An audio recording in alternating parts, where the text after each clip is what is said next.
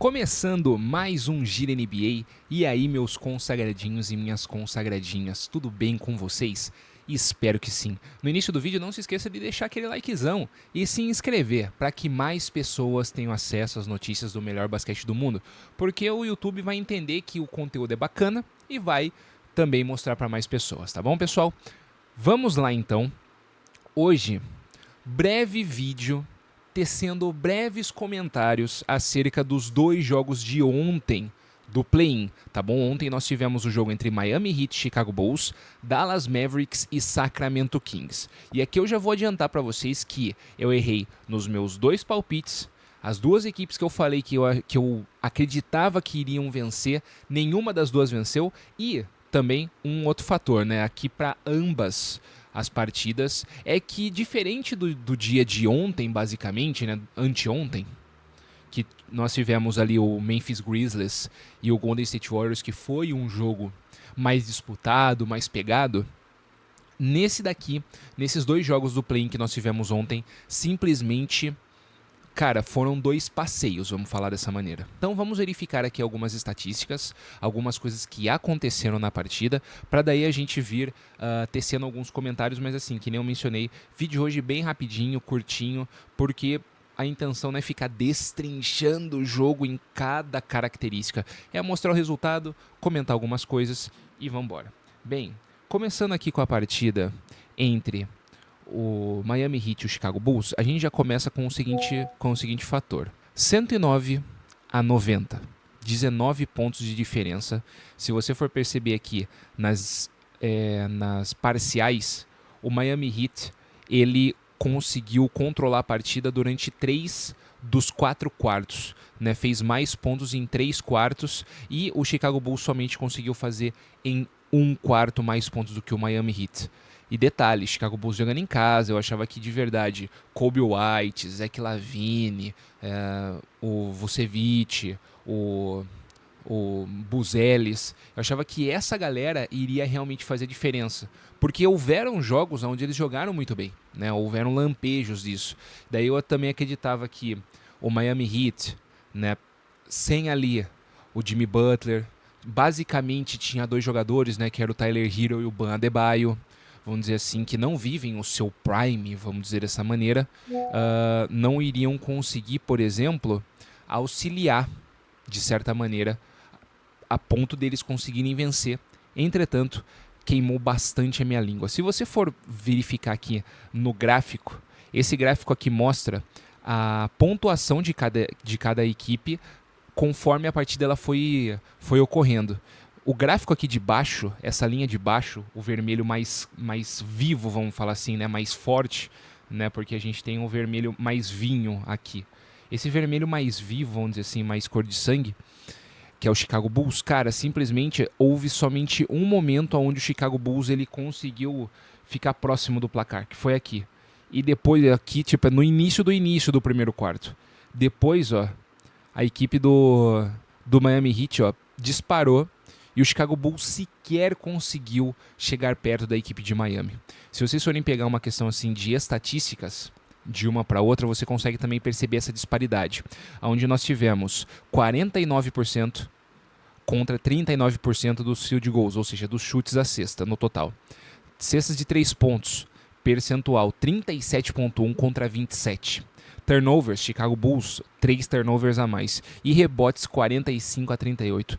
Realmente foi um massacre, vamos falar dessa maneira, do Miami Heat para cima do Chicago Bulls. Com isso, Miami Heat avança para a próxima fase e vai enfrentar o Atlanta Hawks. Chicago Bulls, mais uma vez eliminado. E detalhe, é a terceira vez consecutiva que o Chicago Bulls ou perde ou é eliminado pelo Miami Heat em 3 anos seguidos. Em 3 anos seguidos, a equipe do Chicago Bulls conseguiu ser eliminada pelo Miami Heat ou perdeu para o Miami Heat no play-in, cara. Já virou filho dos caras, né? Já pode pedir música no Fantástico, vamos falar dessa maneira. Miami Heat, então, enfrenta o Atlanta Hawks, enquanto o Chicago Bulls vai para casa mais cedo. E aí, pessoal, na segunda partida da noite, literalmente outro passeio, cara. Literalmente. Dallas Mavericks 120, Sacramento Kings 106. E aqui eu utilizei a maior parte dos mesmos argumentos. Achava que a equipe do Sacramento Kings era melhor, achava que o fator casa iria auxiliar e etc, etc, etc.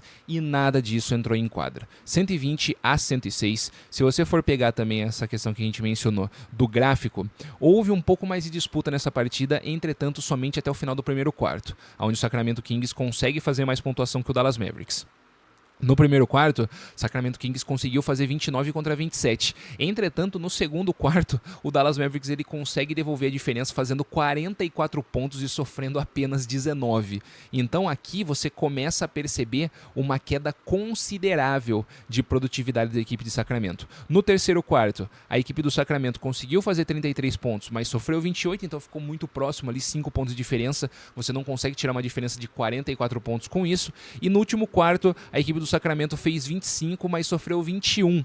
Então, em nenhum momento, essa vantagem que foi construída no segundo quarto aqui pelo Dallas Mavericks, de 44 a 19, conseguiu ser diminuída, vamos falar dessa maneira, né? Foram tirados 5 pontos de diferença no terceiro quarto e 4 pontos de diferença no quarto quarto. Por isso que você analisa o gráfico, ele vai e só vai se afastando. Existe um momento onde ele fica, parece que andando, eles andam juntos, vamos falar dessa maneira, mas eles nunca tendem a se encontrar novamente. No final das contas, o Dallas Mavericks ele jogou ali no quarto quarto, basicamente, sim. Você viu o jogo do Dallas Mavericks jogando assim, simplesmente brincando, parecia, sabe, sem vontade nenhuma, entre aspas, sabe, quando você pega ali e já começa a marcar, sabe, ah, vai, chuta aí, eu sei que você não vai fazer, tá ligado?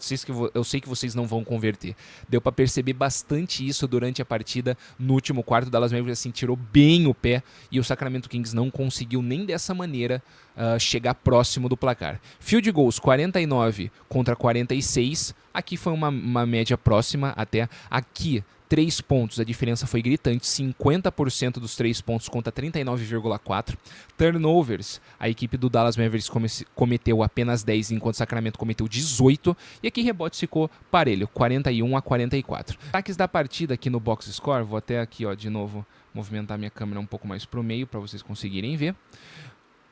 Por parte do Dallas Mavericks, grande partida do Anthony Davis, 27 pontos, plus minus de mais 10, 6 de 6 nos lances livres, 9 de 23, chutou bastante, converteu pouco, mas conseguiu auxiliar bastante a equipe, e 3 de 6 e 3 pontos. Destaque também para o PJ Washington, com mais 28, 6 de 6 nos lances livres, 1 de 6 só de 3 pontos e 5 de 15. Teve um volume bem grande, os jogadores mais altos, vamos falar dessa maneira, volume de chutes muito grande, né? Se você for perceber, 23 para o Anthony Davis e 15 para o PJ Washington, bastante coisa, né? E aí você também tem o Klay Thompson, que teve uma ótima noite, plus minus de mais 31, 2 de 2 dos lances livres, 5 de 7 de 3 pontos e 8 de 11 dos field goals totais, jogou muita bola. No banco de reservas, aqui grande auxílio do Dante Exum com 11 pontos e também do Brandon Williams com 17 pontos, uma ótima partida também, alguns bancários auxiliando bastante